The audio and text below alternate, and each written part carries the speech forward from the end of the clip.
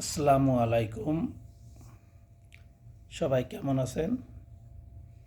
আজকে যে বিষয়টা নিয়ে আলোচনা করব সেটা হলো একজন সাধারণ নাগরিক কিভাবে প্রবাসে আসবেন এবং কি কি করা উচিত, কি কি করা উচিত না।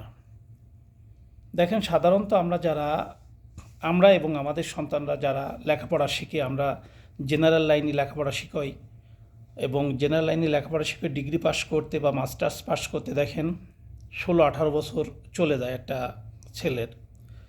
আপনার যখন মাস্টার্স পাস করে দেখা হলো 22 বছর 23 বছর বয়স হয়ে যায়। লেখাপড়া শিখে এবার চাকরির বাজারের জন্য দৌড়োদৌড়ি করো। চাকরির জন্য বিভিন্ন জায়গায় ইন্টারভিউ দাও, যেখানে সিরিয়াল থাকে লাখ লাখ, তার ভিতর দু একজন চাকরি পায় এবং তারপরেও ঘুষ লাগে 2-4-5 লাখ টাকা। এরম পরিবেশ বর্তমান আমাদের।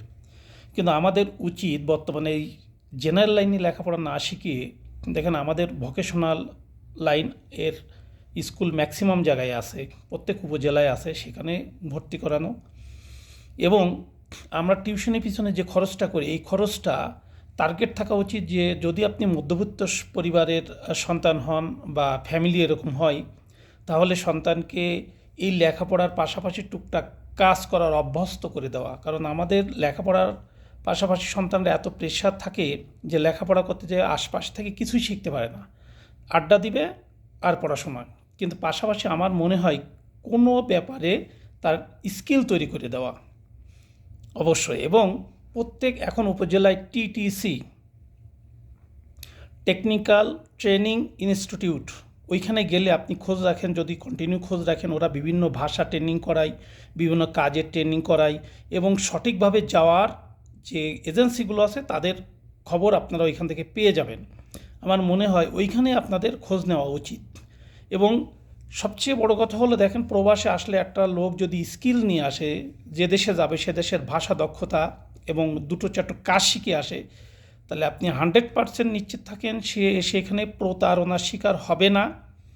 এবং 2-4 মাস হয়তো একটু কষ্ট হবে, তারপরে তারা ভালো কিছু করতে পারবে ইনশাআল্লাহ। যেটা আমি আসি এখানে এসে যেটা দেখলাম, যে এইটা যদি আমাদের হাত দিয়ে, আমাদের সরকার চেষ্টা করতেছে যে আপনার ট্রেনিং করা, কিন্তু আমরা সবাই সঠিক ওয়ে জানি না।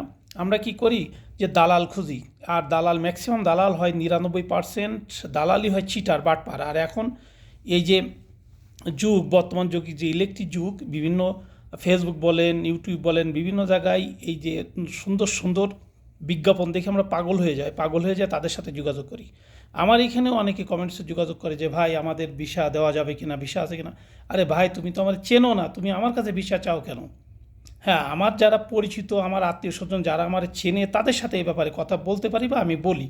কিন্তু তুমি এসে এই যে ফেসবুকে এসে আমাকে বলবা ভাই ভিসা কত, কত, লোক নেন কিনা, এইগুলোই তো প্রতারণার শিকার হও বেশি, এরাই তো বিপদে পড়ে বেশি। কেন ভাই তোমরা এরকম মিডিয়ায় এসে যোগাযোগ করো কেন? তোমরা সরকারি কোনো প্রতিষ্ঠানে যাও, ভালো জায়গায় যাও বা বিশ্বস্ত মাধ্যমে যাও।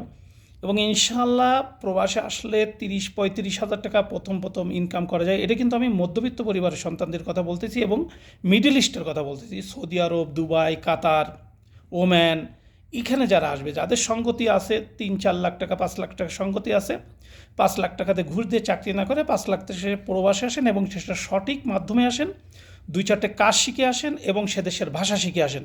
আপনি নিশ্চিত ভালো কিছু করতে পারবেন। কিন্তু আপনি ভাষা শিখবেন না, কাজ শিখবেন না, সারাদিন বাড়ি লাফালাফি করে বেড়াবেন, আড্ডা দিয়ে বেড়াবেন, আর পরিবার মনে করবে এটারে বিদেশে পাঠায়, এটারে বিদেশে পাঠালে কাজ করতে পারবে। আরে ভাই, দেশে থেকে আপনার পরিবারে জ্বালাই দিচ্ছে, যেটা আপনাকে সুস্থ থাকতে দিচ্ছে না, যে সন্তানটা আপনাকে বাড়ির যন্ত্রণা দিচ্ছে, তাকে ধরে আপনি পরিবারে পাঠাচ্ছেন, তাহলে তার থেকে আপনি ভালো কি আশা করেন? আপনার যেটা কর্মর, যেটা কাজ করে তাকে স্কিল বানায় তাকে প্রবাসে পাঠান এবং তারা ভালো কিছু করতে পারবে। অনেকের অভ্যাস আছে, বদ অভ্যাস, কেউ বিড়ি খাবে, সিগারেট খাবে, গাঁজা খাবে, আড্ডা দিয়ে বেড়াবে, জুয়োর আসরে বসবে। এই সেটিটা যদি এখানে বাসান, তারা এসে তো এইখানে ওই ওই জিনিসটাই খুঁজবে, যেখানে কারা জুয়ো খেলে, কারা আড্ডা দেয়, কারা গাঁজা খায়, ওই সঙ্গের সাথে মিশে যাবে। এবার পরিবার তো ধ্বংস করবে এবং বাড়ির থেকে তাদের প্রতি মাসে উল্টো টাকা পাঠাইতে হবে। এসব বাদ দিয়ে আপনার সন্তানকে ছোটোবেলা থেকে যখন 3-4-6-এ পড়ে, 6-এর থেকে প্রিপারেশন নেন, তাকে ভাষা দক্ষতা বানান, যে দেশে যাবেন সে দেশের ভাষা, এবং পাশাপাশি লেখাপড়ার পাশাপাশি 4-5টা টিচার দিয়ে এত পড়াশোনা করায় লাভ নেই। ওকে মধ্যবিত্ত পরিবার সন্তান হলে 2-4টা কাজের শিখান, যেমন ইলেকট্রিশিয়ানের কাজ শিখান, প্লাম্বারের কাজ শিখান, কম্পিউটারের কাজ শিখান, আপনি মোবাইল ট্রেনিংয়ের কাজ শিখান, এই যে কাজগুলো, এসির কাজ শিখান, এরকম 2-3 স্কিল বানায় দেন, ভাষা শিখাই দেন, দিয়ে ভালো একটা মাধ্যম দিয়ে আপনি প্রবাসে পাঠায় দেন, সে ভালো করবে ইনশাআল্লাহ। এইটাই হলো আমার কথা। ধন্যবাদ সবাইকে, সবাই ভালো থাকবেন। আজকে এ পর্যন্ত।